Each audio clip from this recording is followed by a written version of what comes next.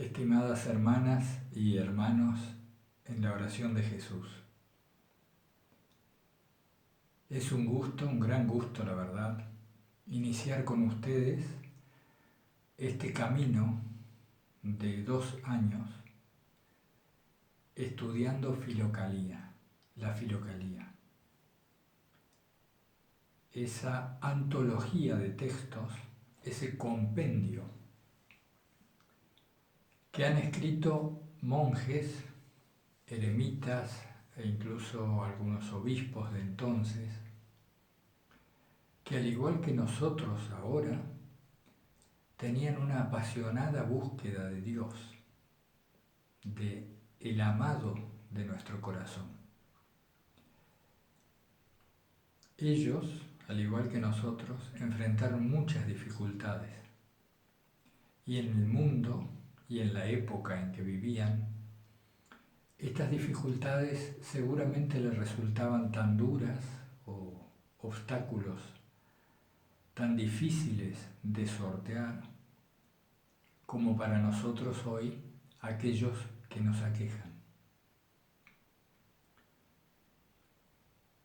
Les pido disculpas porque hemos tenido algunas dificultades técnicas y esto todavía se va a notar en el video de esta clase o de estos videos. Veremos de irlo solucionando ahora en estos pocos días, antes de la segunda clase. Voy a hacer videos cortos de 10 minutos, 15 o cosa similar, precisamente por estas dificultades técnicas, para poder ir revisándolos y evitar que luego de grabar 45 minutos uno descubra un error y tener que hacerlo todo de vuelta.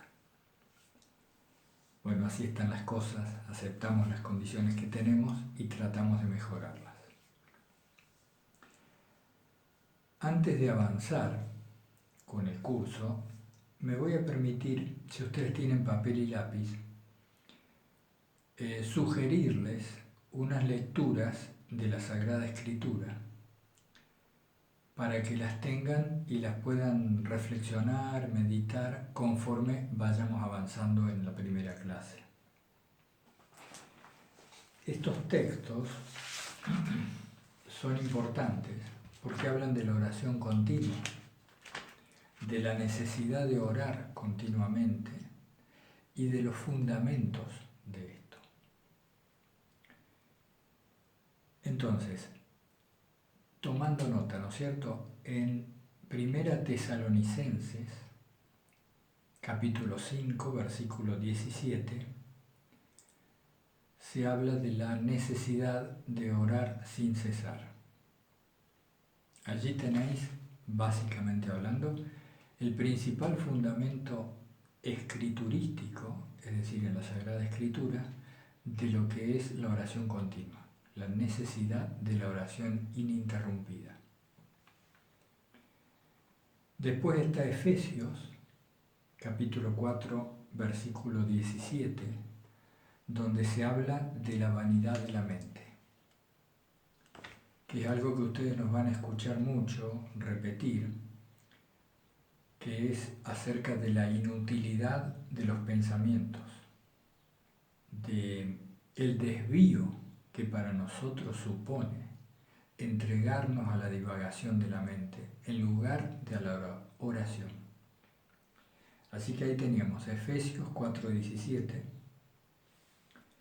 También en la carta a los Romanos, capítulo 8, versículo 26, donde se habla de cómo el Espíritu ora en nosotros con gemidos inefables, que es lo que también nos permite la certeza, el saber que cuando nosotros estamos orando o estamos repitiendo el nombre de Jesús, es el Espíritu Santo que está orando en nosotros.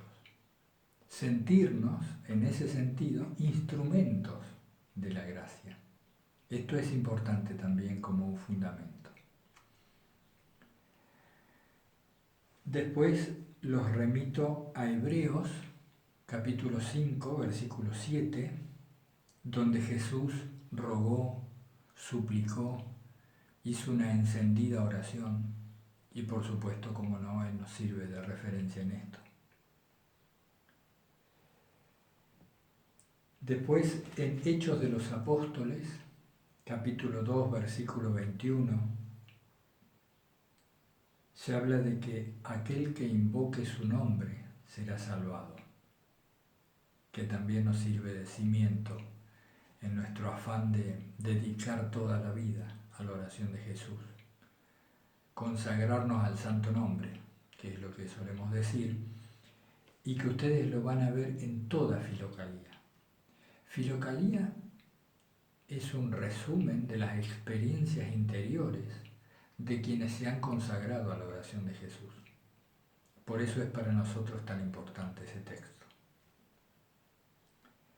Para terminar esta serie de citas, pueden anotar Efesios 6, versículo 18, Lucas, vamos a encontrar mucho del Evangelio de Lucas en este tema, Lucas 18:1, Lucas 21:36,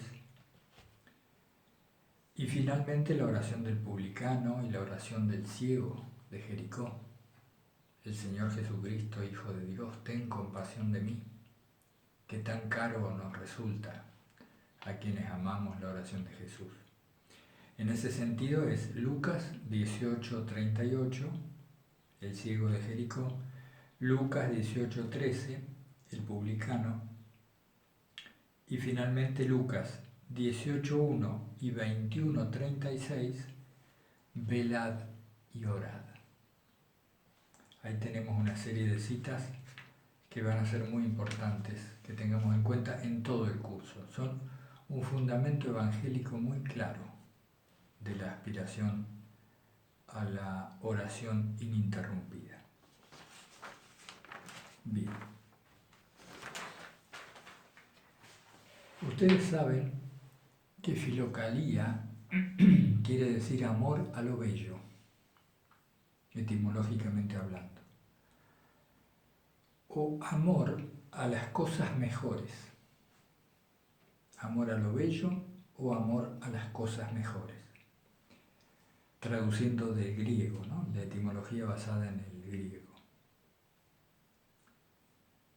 Este amor a las cosas mejores refiere a lo que es una antología. Una antología es una selección de textos. ¿Qué textos se han de seleccionar sino los que uno considera mejores?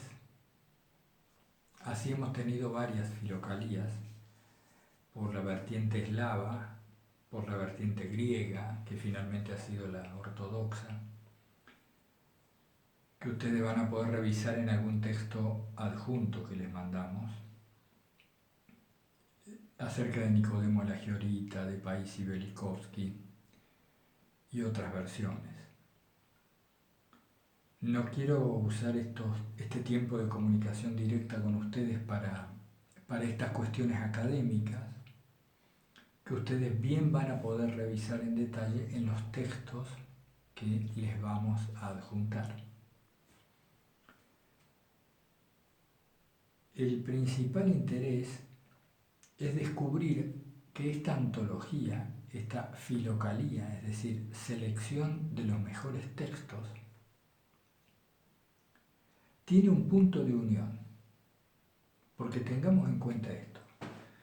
Nos vamos a encontrar con escritos que a veces parecen contradecir a otros escritos de la misma filocalía.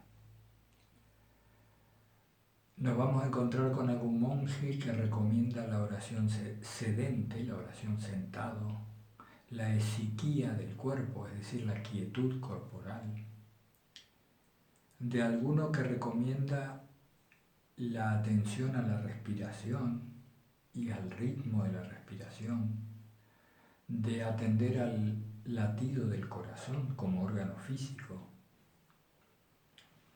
y otros que recomiendan otra cosa: caminar, rezar en alta voz, es decir, con la voz de uno audible, e incluso en los fundamentos mismos de la oración podemos llegar a encontrar aparentes contradicciones entre los escritos de un Antonio el Grande, de un Marcos el Asceta o un Gregorio el Sinaíta, por ejemplo. Sin embargo, insisto en que son aparentes diferencias, porque hay un tronco común o hay un hilo que une las cuentas de este collar, que es el amor a Dios, la consagración de la vida entera a Dios, a la búsqueda de Dios, y el recurso de la oración continua como la escalera hacia Dios. Entonces las diferencias que podemos encontrar tienen más que ver con las complejidades psicológicas de cada monje o de cada orante, con el momento espiritual que cada uno atravesaba y con la época particular que alguno de ellos vivía en su contexto histórico. No se olviden ustedes que en Filocalía hay escritos que están desde el siglo IV y están recopilados también textos que llegan hasta el siglo XVII. Entonces hay un espacio de tiempo muy grande ahí, que es el que a veces puede prestarse a confusión o a diversas interpretaciones. ¿Qué es lo que tenían en común todos ellos? Ya lo hemos dicho, el deseo de Dios, el deseo de unión con Dios, el recurso de la oración continua para llegar a Dios. Pero me he puesto a reflexionar bastante en cómo podía resumir para ustedes el espíritu que campea en toda Filocalía. Y se me ha venido una especie de síntesis, una frase que dice algo así como: esta gente se tomaba muy en serio la búsqueda de Dios. Esta gente, la que vamos a leer, la que vamos a ir conociendo en estos 2 años, estos textos con los cuales nos vamos a ir embebiendo, son de personas que se tomaron muy en serio la búsqueda de Dios. Enfatizo en esto porque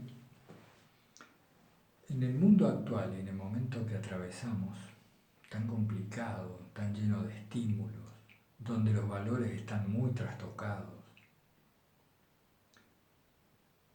tomarse en serio la búsqueda de Dios puede resultar algo confuso o difícil.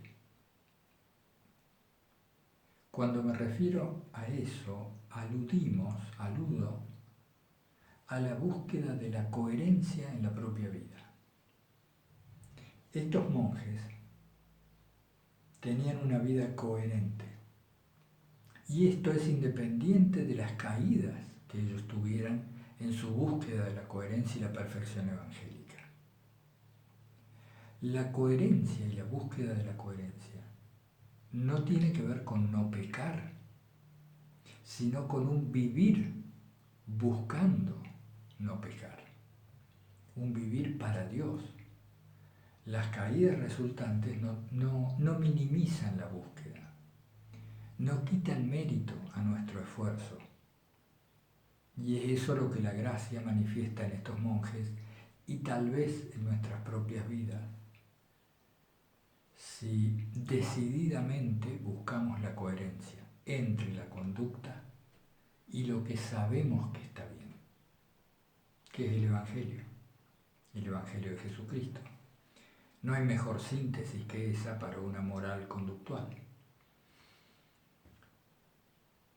Este saber lo que está bien, como todos pueden entenderlo, no es algo intelectual, sino es algo que se sabe en el corazón. Siempre antes de obrar mal, lo sabemos. Y cuando una acción es correcta, también lo sabemos. Es como si en nosotros estuviera inscripta la verdadera moral, la moral que Dios dio a luz para todos. Bueno, entonces con esta breve introducción voy a cortar el video por estas dificultades técnicas que les hice conocer y vamos a continuar con esta primera clase de Filocalía 2020.